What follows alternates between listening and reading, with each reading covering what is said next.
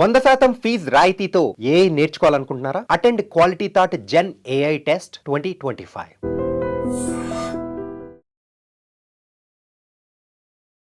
నమస్తే, welcome to I dream. నేను మీ ఝాన్సీ. అయితే గ్రూప్స్ ఎగ్జామ్స్ కోసం క్రాక్ చేయడం కోసం స్టూడెంట్స్ ఎంతో కష్టపడుతుంటారు. మరి 1 year నుంచి ప్రిపేర్ అవుతూ ఉన్నారు కాబట్టి ఇంకొంచెం తక్కువ టైమే ఉంది ప్రిపరేషన్కి. మరి ప్రిపరేషన్ ఎలా ఉండాలి, రివిజన్ ఎలా ఉండాలి, దీని గురించి కంప్లీట్ డౌట్స్ అయితే ఈరోజు క్లారిఫై చేసుకుందాము. ప్రస్తుతం అంతా ఉన్నారు గ్రూప్స్ ఎగ్జామ్ మెంటర్ ధనుంజయ్ గారు. నమస్తే అండి. నమస్కారం. సో 1 year నుంచి ప్రిపరేషన్ సాగుతూనే ఉంది. 1 year కంప్లీట్ చేసుకొని ఇంకా తక్కువ టైం ఉంది ఎగ్జామ్ అటెంప్ట్ చేయడానికి కూడా.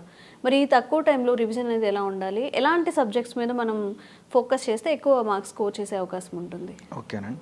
ఫస్ట్ ఆఫ్ ఆల్ మనకి సుమారుగా 1 year అవుతుందండి గ్రూప్ 2 ప్రిలిమ్స్ జరిగి ఏపీపీఎస్సీలో. సో మనకి ప్రిపరేషన్కి అయితే మాత్రం 1 year టైం దొరికింది. అయితే మొత్తం మీద మనకి గ్రూప్ 2లో 2 పేపర్స్ ఉన్నాయి. 2 పేపర్స్ గతంలో 3 పేపర్స్ ఉండేవి, ఇప్పుడు 2 పేపర్సే ఉన్నాయి గ్రూప్ 2కి సంబంధించి. ఈ 2 పేపర్స్లో కూడా గతం ప్యాటర్న్ కాదు, ఇది న్యూ ప్యాటర్న్ అండి. సుమారుగా చెప్పాలంటే మనకి ఈ 2 పేపర్స్లో ఫస్ట్ పేపరు గతంలో ఉన్న పేపర్లానే ఉంది, సేమ్ యాజ్ ఇట్ ఈస్గా. అంటే స్టేట్ హిస్టరీ, అలాగే నెక్స్ట్ ఇండియన్ కాన్స్టిట్యూషన్ అని చెప్పి ఇచ్చారు. సెకండ్ పేపర్లోనే చేంజెస్ వచ్చినాయి. సెకండ్ పేపర్లో ఇండియన్ అండ్ స్టేట్ ఎకానమీ అని చెప్పి ఒక సబ్జెక్ట్ ఉంది, అలాగే science and technology and technology missions అని చెప్పేసి ఒక సబ్జెక్ట్ ఉంది. మొత్తం మీద 4 సబ్జెక్ట్స్ 2 పేపర్స్ ఉన్నాయి. అయితే సుమారుగా 1 year నుంచి ప్రిపేర్ అవుతున్నప్పటికి కూడా ఎక్కువ మందికి భయం ఏంటంటే ఎప్పుడు లేనంత విధంగా ఇదే గ్రూప్ 2కి సంబంధించి ప్రిలిమినరీ ఎగ్జామ్ అనేది చాలా చాలా టఫ్గా ఇచ్చారనమాట. ఇంకా బాగా చెప్పాలంటే పేపర్ టఫ్ అని చెప్పలేము, కానీ మనం ఏమైతే ఫాలో అవుతున్నటువంటి సోర్సెస్ ఉంటాయో, మనకి అవైలబుల్గా ఉన్న సోర్సెస్ ఉంటాయో, అలాగే మన రాస్తున్న ఎగ్జామ్ పేపర్స్ ఉంటాయో, ఈ సోర్సెస్కి ఎగ్జామ్ పేపర్స్కి ఒరిజినల్ ఏపీపీఎస్సీ ఎగ్జామ్ పేపర్కి మ్యాచ్ అవ్వడం లేదనమాట. Point number 1. రెండవది, మనం ప్రిపేర్ అవుతున్న బుక్స్కి అక్కడ వారు ఇస్తున్న ప్యాటర్న్కి ఆ కంటెంట్కి సంబంధం ఉండడం లేదు. దాంతో ఏంటంటే ఎప్పటి నుంచో ప్రిపేర్ అవుతున్నప్పటికీ కూడా ఎక్కువ మంది స్టూడెంట్స్ ఎవరైతే గ్రూప్ 2 రావాలి కన్ఫామ్ అనుకుంటున్నారో వారు 4 సబ్జెక్టులు ఉన్నప్పటికీ 2 పేపర్స్లో ఇప్పటికీ కూడా ఫుల్ స్ట్రెస్ ఫీల్ అవుతున్నారు అనమాట. సో మనం ఏం చేద్దామంటే ఆ స్ట్రెస్ పోగొట్టడానికి అండ్ 2 పేపర్స్ సంబంధించి ఏ పేపర్ స్కోరింగ్ ఎలా చేస్తే బెటర్, 4 సబ్జెక్ట్స్లో కూడా ఏ సబ్జెక్ట్స్ నుంచి షార్ట్ టర్మ్లో ఏం రివిజన్ చేస్తే బెటర్ అనే విషయాలు డిస్కస్ చేస్తే మనం వారికి బెనిఫిట్ చేసిన వాళ్ళు అవుతాం అనమాట. ఓకేనండి. సో ఇది ఫస్ట్ స్టేజ్. ఇప్పుడు మీరు అడిగారు ఏమని చెప్పేసి అంటే సుమారుగా 1 year నుంచి ప్రిపేర్ అవుతున్నారు కదా అని. ఎస్, ఫ్యాక్ట్ ఏంటంటే 1 year కాదు, 2018-19లో లాస్ట్ గ్రూప్ 2 నోటిఫికేషన్ వచ్చిందండి ఏపీపీఎస్సీలో. ఆఫ్టర్ 4 years ఆర్ అప్రాక్సిమేట్గా 5 years తర్వాత మనకి న్యూ నోటిఫికేషన్ వచ్చింది. గ్రూప్స్ ప్రిపేర్ అయ్యే పిల్లలు ఎక్కువ మంది ఎలా ఉంటారంటే హైలీ నాలెడ్జ్ ఉంటుంది అనమాట. ఎందుకంటే సొసైటీ మీద వాళ్ళ సిలబస్ అలా ఉంటుంది కాబట్టి చాలా నాలెడ్జ్ వచ్చేస్తుంది, చాలా నాలెడ్జ్ ఉంటుంది. కానీ టైం టు టైం నోటిఫికేషన్ లేకపోవడం వల్ల ఆ నాలెడ్జ్ అంతా కూడా మిస్లీడ్ అవుతుంది అనమాట. సో ఇప్పుడు 5 years తర్వాత నోటిఫికేషన్ అవడంతో 5 years నుంచి ప్రిపేర్ అయిన వాళ్ళు ఉన్నారు. ఓకేనండి. గతంలో అంటే 2018-19 చాలా తక్కువ పోస్టులతో నోటిఫికేషన్ రావడంతో ఆ నోటిఫికేషన్ జాబ్ రాని వాళ్ళు, అంటే దానికి ముందు నుంచి ప్రిపేర్ అవుతున్న ఉన్నారు. అది కాకుండా లాస్ట్ 2 years నుంచి, లాస్ట్ 1 year నుంచి ప్రిపేర్ అవుతున్న కూడా ఉన్నారనమాట. వీళ్ళందరినీ దృష్టిలో పెట్టుకుని మనకు అర్థం చేసుకోవాల్సింది ఏంటంటే ఈ 4 సబ్జెక్టులు 2 పేపర్స్లో భాగంగా ఫస్ట్ పేపర్లో అందరూ కూడా ఫీల్ అవుతుంది ఏంటంటే గతంలో ఉన్న ప్యాటర్నే కాబట్టి స్కోరింగ్ వస్తుందని. అయితే ఏపీపీఎస్సీ సోర్సెస్ డిఫరెంట్గా ఉన్నాయి కాబట్టి స్కోరింగ్ వస్తుందా రాదా అనేది గతంలో లాగా ముందుగా మనం ప్రిడిక్ట్ చేయలేకపోతున్నాం ఏం జరుగుతుంది అనేది. మనం ఇచ్చే సలహా ఏంటంటే మనకున్న ఎక్స్పీరియన్స్ ప్రకారం మనం ఎంతోమంది లీడ్ చేస్తున్నాం కాబట్టి మనం ఇచ్చే సలహా ఫస్ట్ పేపర్కి సంబంధించి ఇన్నోవేషన్స్ అనేవి 20 daysలో ట్రై చేయకూడదు. ఇప్పుడు కొత్తగా ప్రిపరేషన్ అసలు పొరపాటున కూడా ఫస్ట్ పేపర్కి సంబంధించి కొత్త కాన్సెప్ట్స్ కానీ కొత్త మ్యాటర్ కానీ న్యూగా ఏమి టచ్ చేయకూడదు అనమాట. ఇప్పుడు టచ్ చేస్తారా స్టాక్ అంతా మైండ్లోంచి స్లోగా ఎలిమినేట్ అయితే ఉంటుంది అనమాట. సో కాబట్టి న్యూ ప్యాటర్న్, న్యూ కంటెంట్ అసలు 80% ట్రై చేయకూడదు ఈ 20-25 days ఫస్ట్ పేపర్కి సంబంధించి. ఫస్ట్ పేపర్లో స్టేట్ హిస్టరీ ఉంది కదా, స్టేట్ హిస్టరీలో కూడా చాలా మందికి బలం ఏంటంటే ఇక్కడ అందులో మొత్తం 5 units ఉంటాయి స్టేట్ హిస్టరీలో. స్టేట్ హిస్టరీలో 5th unit పొలిటికల్ హిస్టరీ ఉంటుంది ప్యూర్. సో అందరికీ కమాండ్ ఉంటుంది, పెద్ద ప్రాబ్లం కాదు. టఫ్ ఇస్తే అందరికీ టఫ్ అవుతుంది, ఈజీగా ఇస్తే అందరికి ఈజీ అవుతుంది.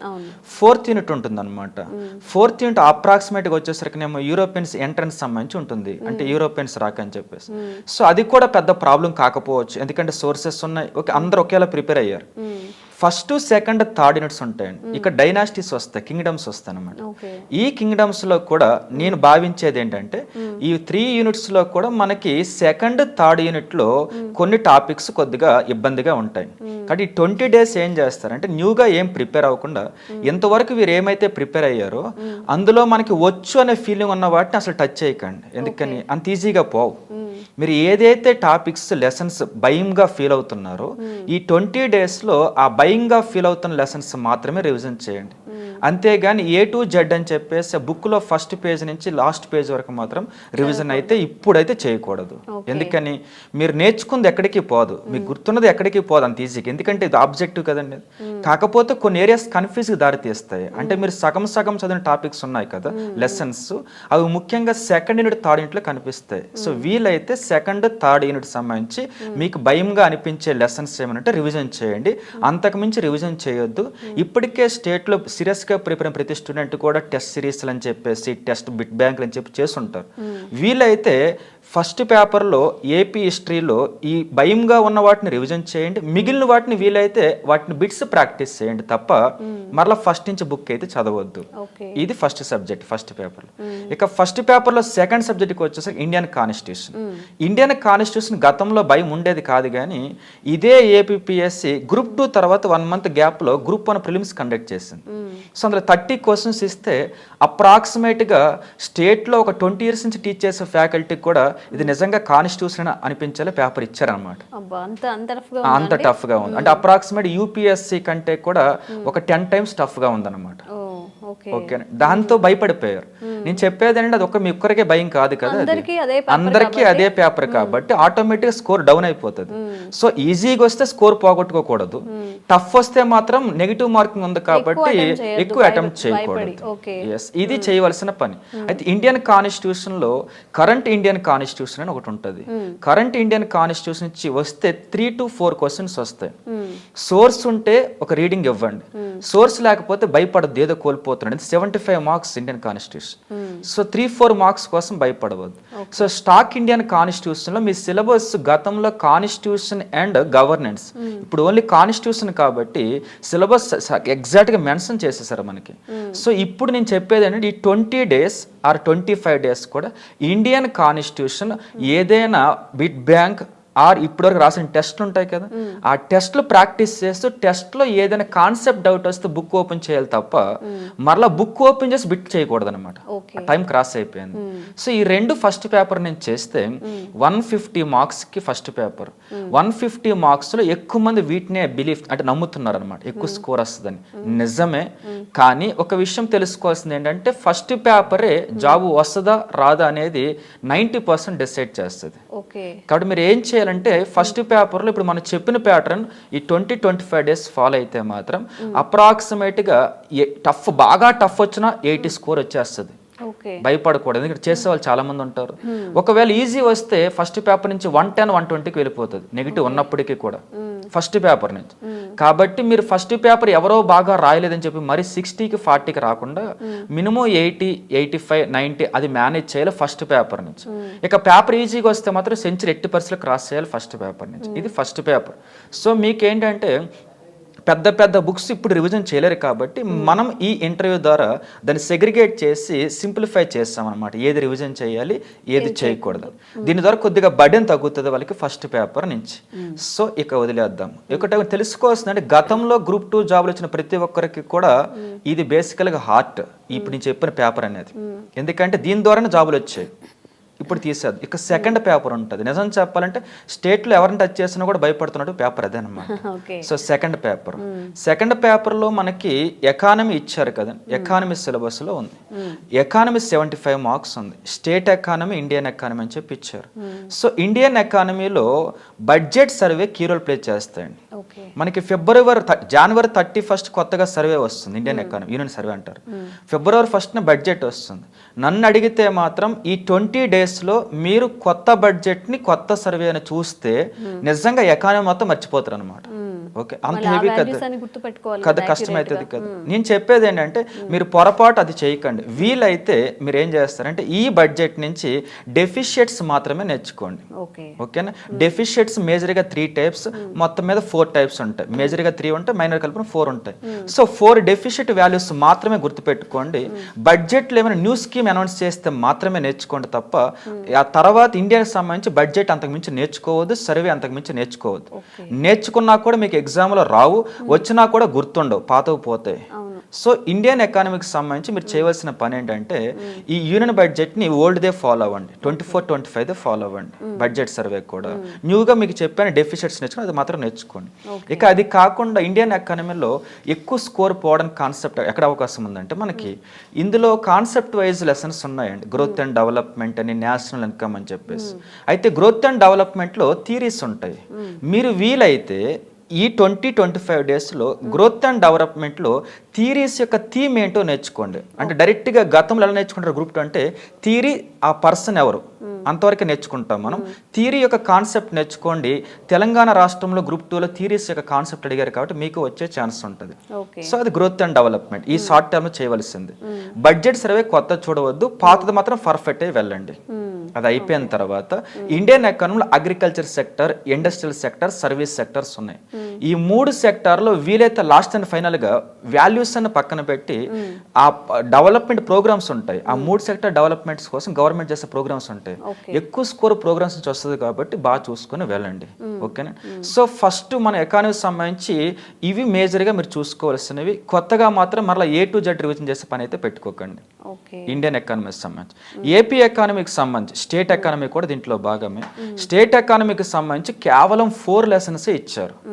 మీరు అనవసరంగా ప్రతి గవర్నమెంట్ డాక్యుమెంట్ చదవకూడదు. స్టేట్ ఎకానమీ ఎప్పుడు కూడా state economy every government document not need అనమాట. 4 టాపిక్స్ ఇచ్చారు. 4 టాపిక్స్ అనేది ఇప్పటికే మీకు షార్ట్ నోట్స్ ఉన్నట్లయితే మాత్రం 4 టాపిక్స్ సంబంధించి మహా అయితే 150 పేజెస్ రెడీ అవుతుంది. దాన్ని నెంబర్ ఆఫ్ టైమ్స్ రివిజన్ చేయండి. 25 to 30 మార్క్స్ అక్కడే ఉన్నాయి. షార్ట్ మెటీరియల్ ఎక్కువ స్కోరింగ్ వచ్చేది ఉంది. మార్క్స్ అయితే అస్సలు పోవు. ఇక్కడ కాన్సెప్ట్స్ ఉండవు, ఏముండవు. అంత బై హార్ట్, న్యూమరికల్ వాల్యూస్, నేమ్సే ఉంటాయి కాబట్టి బై హార్ట్ చేయండి. అంటే మీరు 25 డేస్లో స్టేట్ ఎకానమీ మరొకసారి బై హార్ట్ చేయండి. ఇండియన్ ఎకానమీలో కొన్ని చెప్పి అవి రివిజన్ చేయండి. ప్రతిదీ రివిజన్ చేస్తే టైం అయిపోతుంది.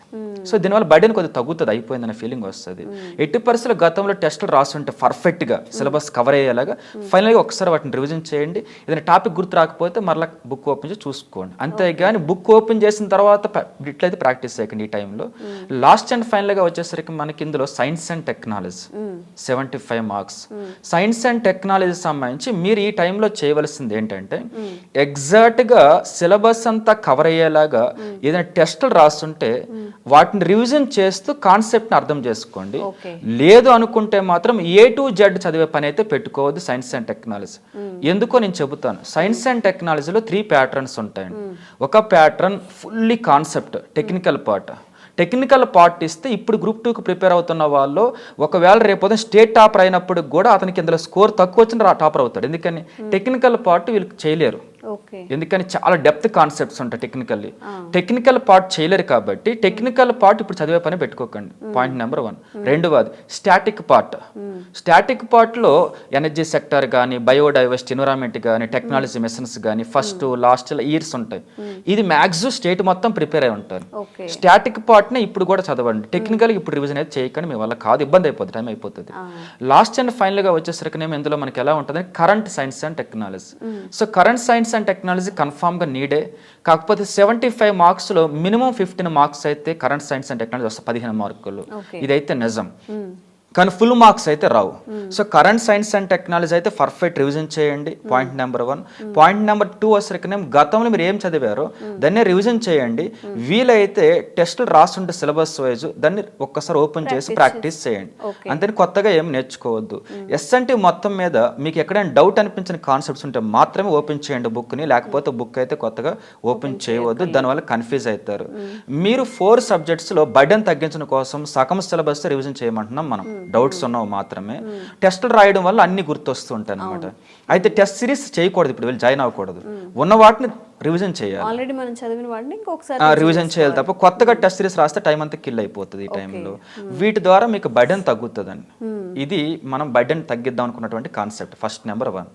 ఓకే, మీరు ఇందాక అడిగారు నాతో ఏంటంటే నెగిటివ్ మార్కింగ్ ఉంది కదా ఎలా హ్యాండిల్ చేయాలని చెప్పేసి. ఒకటైతే చెబుతాను మీకు, జీవోలో గవర్నమెంట్ ఇచ్చిన జీవోలో పేజ్ నెంబర్ 21లో కట్ ఆఫ్ మినిమం మార్క్స్ ఉన్నాయండి. అయితే ఇది నేను చెప్పాలంటే ఇప్పుడు ఈ ఇంటర్వ్యూ ద్వారా బయటకు వెళ్తుంది.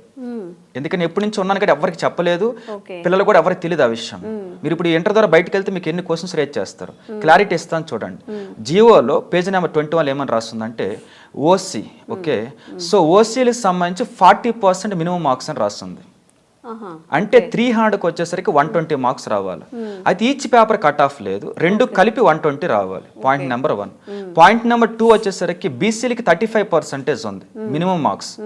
అంతకు మించి తక్కువ మార్క్స్ వస్తే ఒకవేళ జనాభా తక్కువ ఉన్నప్పుడు కూడా పోస్టులు ఇవ్వకుండా ఆపేస్తారు, కానీ మార్క్స్ తగ్గించి పోస్ట్ ఇవ్వరు. అది అయిపోయిన తర్వాత ఎస్సీ ఎస్టీలకి మినిమం 30% ఉంది. రెండు పేపర్లు కలిపి 30% రావాలి తప్ప ఈచ్ పేపర్ 30% అవసరం లేదు. ఓకే, ఇప్పుడు ఎస్సీ ఎస్టీలకు ఒకవేళ 30% రాకపోయినా, మెంబర్స్ ఎక్కువ మంది 30% క్రాస్ చేయకపోయినా అవసరమైతే ఇంకా కట్ ఆఫ్ తగ్గిస్తారు, కానీ ఓసీకి బీసీలకి తగ్గించరు. అదొకటి. మరి నెగిటివ్ మార్కింగ్ ఉంది కాబట్టి మీరు మినిమం 40%, మినిమం 35% మేనేజ్ చేయాలి. కన్ఫామ్గా మేనేజ్ చేయాలంటే మీరు మేనేజ్ చేయగలిగింది కేవలం మరలా చెబుతున్న ఫస్ట్ పేపర్. సెకండ్ పేపర్లో స్టేట్ ఎక్ అని ఒకటే ఫుల్ మార్క్స్ వచ్చేది ఉంది. మినిమం అన్ని కూడా ప్రాబ్లమ్స్ ఉంటాయి. ఫస్ట్ పేపర్ అలా లేదు. ఫస్ట్ పేపర్లో వస్తే మినిమం స్కోర్ అయితే వస్తుంది. కాబట్టి మీరు తెలియకపోతే 100% తెలియకపోతే వదిలేస్తాం. మొత్తానికి వచ్చేసరికినేమో మనకి నెగిటివ్ మార్కింగ్ ఉంది అండ్ మినిమం స్కోర్ అయితే మ్యాండేటరీ కాబట్టి, సో మీరు చేయవలసింది ఏంటంటే 100% మీకు ఒకవేళ తెలిస్తే ఓకే, లేదు తెలియలేదు 100% వదిలేయండి. పొరపాటును టచ్ చేయవద్దు, దానివల్ల స్కోర్ తగ్గిపోతుంది అవుతుందండి. అందులో కూడా మీరు ఫస్ట్ పేపర్లో కష్టపడి స్కోర్ సంపాదించి తెలిసిన సిలబస్ కార్డ్, సెకండ్ పేపర్లో మీరు పొరపాటును టచ్ చేస్తే స్కోర్ ఇంకా డౌన్ అయిపోద్ది అనమాట. సో కాబట్టి మీరు 80% సెకండ్ పేపర్లో తెలియకపోతే టచ్ చేయవద్దు. 50-50 తెలిసినా కూడా సెకండ్ పేపర్లో టచ్ చేయవద్దు. ఫస్ట్ పేపర్లో 50-50 తెలిస్తే టచ్ చేయవచ్చు, ఎందుకంటే కాన్సెప్ట్స్ విన్నవి తెలిసినవి కాబట్టి ఎలిమినేట్ చేయొచ్చు. సెకండ్ పేపర్ ఎలిమినేట్ చేయడానికి అండ్ సెకండ్ పేపర్లో 50-50 తెలిస్తే ఉన్నవి పోతాయి తప్ప ఎలిమినేట్ చేసేంత ఛాన్స్ అయితే ఉండదు. కాబట్టి వీలైతే ఫస్ట్ పేపర్లో మీరు ఎలిమినేట్ చేసే ప్రాసెస్ ఫాలో అవ్వండి. సెకండ్ పేపర్లో మాత్రం తెలియదు అంటే తెలియదు, తెలుసు అంటే తెలుసు, మిగిలిన మాత్రం అటెంప్ట్ చేయొద్దు. మినిమం స్కోర్ ఎంత అనేది పేపర్ బాగా టఫ్ అనిపిస్తే ఏదేమైనా కూడా మినిమం 150 స్కోర్ అయితే మెయింటైన్ చేయండి. బాగా టఫ్ అనిపిస్తే మెయింటైన్ చేయాలి కన్ఫర్మ్ అండి. మినిమం 150 అస్సలు చేయొద్దు. అయితే ఒకవేళ పేపర్ ఈజీ ఉందంటే మాత్రం ఒక 180-190 వరకు ట్రై చేయండి. ఈజీగా ఉందంటే, కష్టంగా ఉంటే 150 మినిమం ట్రై చేయండి. అంతకు మించి తక్కువ ఉంటుంది అనేది మాత్రం ఊహించుకోవద్దు. ఎందుకంటే ఇది ప్రిలిమినరీ ఎగ్జామ్ కాదు, మెయిన్స్ ఎగ్జామ్. సీరియస్గా ప్రిపేర్ అవుతూనే ఉన్నారు. అవ్వని వాళ్ళు అవనట్టే ఉన్నారు, అవ్వని వాళ్ళు తక్కువ కట్ ఆఫ్ ఉండాలని కోరుకుంటారు, అయిన వాళ్ళు ఇంతేని అనుకుంటారు అన్నమాట. ఎనీవే 150 బాగా టఫ్ ఉంటే పేపర్, మినిమం 180-190 ఈజీగా ఉంటే పేపర్. దీని ద్వారా మినిమం ఛాన్సెస్ అయితే ఉంటాయి. ఇదైతే మర్చిపోవద్దు, మ్యాక్సిమం ఫాలో అవ్వండి. దీని ద్వారా మీకు టైం సేవ్ చేయడం కోసం మ్యాక్సిమం చెప్పాం, స్ట్రెస్ తగ్గించుకోవడం కోసం కాన్సెప్ట్స్ తగ్గించాం. ఫైనల్లీ నెగిటివ్ మార్కింగ్ సంబంధించి ఫస్ట్ పేపర్ అలా సెకండ్ పేపర్ అలా చెప్పాం కాబట్టి ఇది వారికి ఉపయోగపడుతుందని చెప్పేసి అనుకుంటున్నాను. అవునండి, డెఫినెట్గా చాలా యూజ్ అవుతుంది. మనం ఎగ్జామ్ చదవడమే కాదు, అది మంచిగా అటెంప్ట్ చేయాలి. ఆ టైంలో టెన్షన్ పడకుండా, ఎక్కువ రాంగ్ నెగిటివ్ మార్కింగ్ కూడా వెళ్ళకుండా ఉండాలి. చాలా యూస్ఫుల్ అవుతుంది. థ్యాంక్ యూ అండి. Thank you.